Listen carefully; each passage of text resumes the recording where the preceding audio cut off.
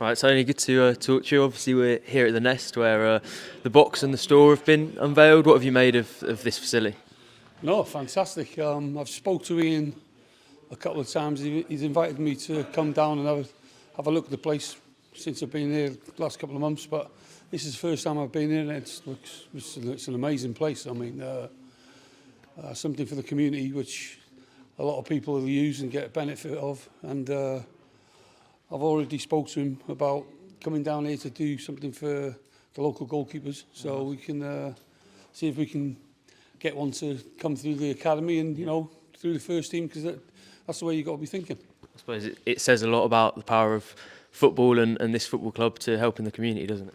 Yeah, no, I mean, I think the community is the base of all football clubs, and you can see, I've only been here 2 or 3 months, and I can feel and see how strong the community is here, and a facility like this where you've seen the stats and people coming through and what they actually do, it's going to be amazing for the area. Yeah, you mentioned the fact that you've been here a couple of months now. Obviously, we haven't spoken to you before, so how have you found life at Norwich City so far? No, it's been fantastic. I mean, slotted straight in. It feels like a family club, and no, I mean, I've been made to feel welcome, and I've enjoyed my time here, and hopefully I'll be here for a lot longer. How did it look in terms of how sort of the move unfolded? I presume you knew Ben Napper from Arsenal? Yeah, I've known Ben for a long time, and I had a conversation a few months ago, and he just asked me what was happening, and I just said, make me an offer to come, and I was here within a week. So obviously I was out in Italy and had a good time out there, and could have stayed, but unfortunately it wasn't working with the first team. It was like a management role, but yeah.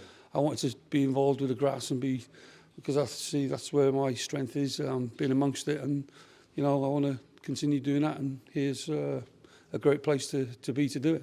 And what sort of sporting director? Obviously, you know Ben probably better than most of us. What sort of sporting director do you think Norwich have on their hands? No, he's very good. He's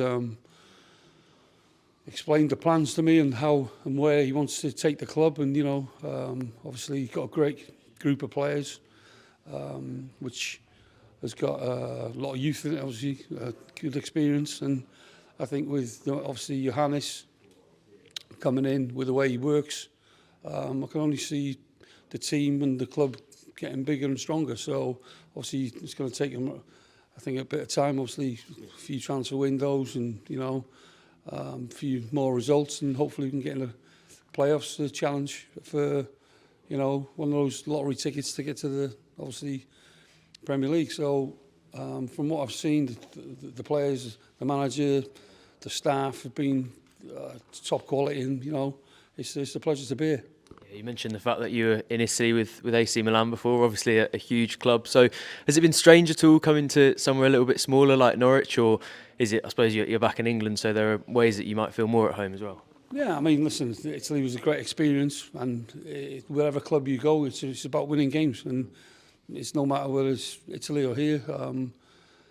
The main focus of a week is to train, to win 3 points, either on a Tuesday or on a Saturday, and the manager is driven, and he's driving the players day in, day out to get results, and really strong at home. If we can get a few more away wins, which will get us up the table, we'll have no problem, because I think we've got a really good group. Yeah, you mentioned Johannes. What's this coaching staff with him and Glenn and Jack? What's it like working with all of those guys? Yeah, good, very focused, very driven. Everybody knows their role and what they've got to do during the day and during the week. So he's very organised, the manager, and as you can see from the way the team plays, we've got a good structure and good way of playing, and we're getting it. And the style of play that we're playing, you can see when we're on it, we can score a lot of goals. So I think the future is bright for the club over the next foreseeable future. So hopefully we can, like I say, if we can get to the playoffs in the summer, in the end of the season, we'll have a chance.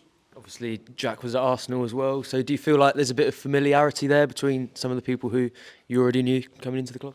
Yeah, obviously I was with Jack when I went there in 2007. My first year, he was in the youth team. We won the FA Youth Cup together in the league and things like that. And obviously he went on to play in the first team at a very young age, because you could see then he was like top player. And he's come in now. He's obviously taking the role of going into coaching, and you can see he's got a good demeanour about him on the grass. He's very organised. He's got good knowledge, and I think he'll be a benefit to the club.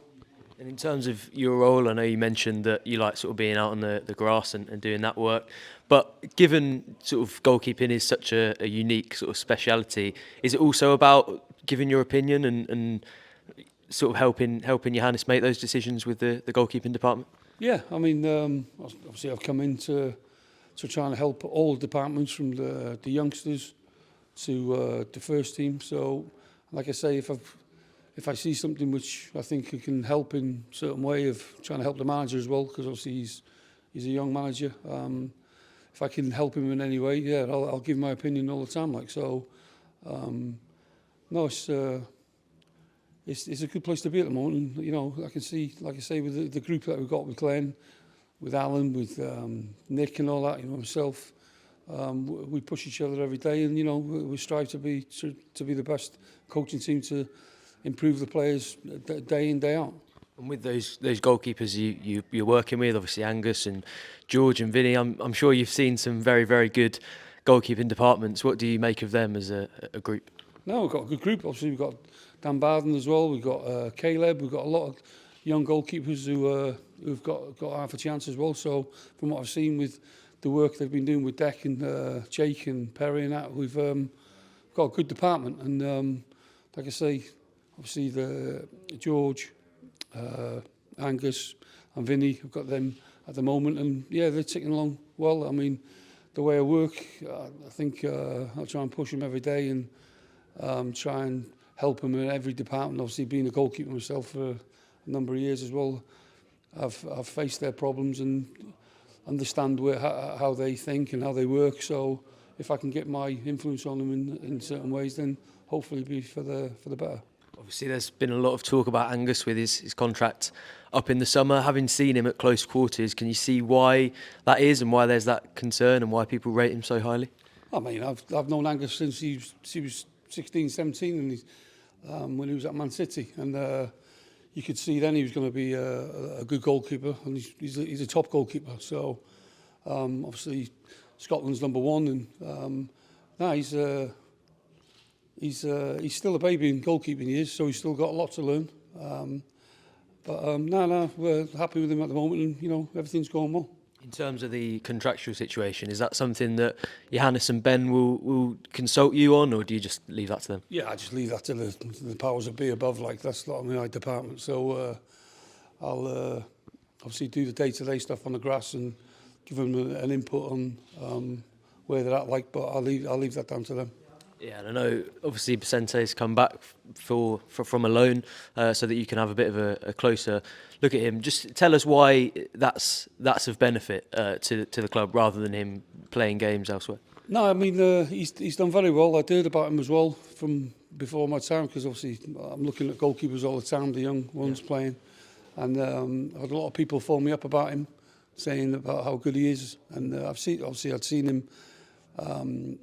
I watched his games while I was at Cambridge, but now I've got him back. He's like, obviously we wanted to get Archie out to go and play some games, and it was perfect for him to come back, because I wanted him to come and work with me on the way, on my methods and all that, and for us to work with each other and see each other as well. So, from what I've seen so far, he's we've got some good young prospects here, and he's very, very good.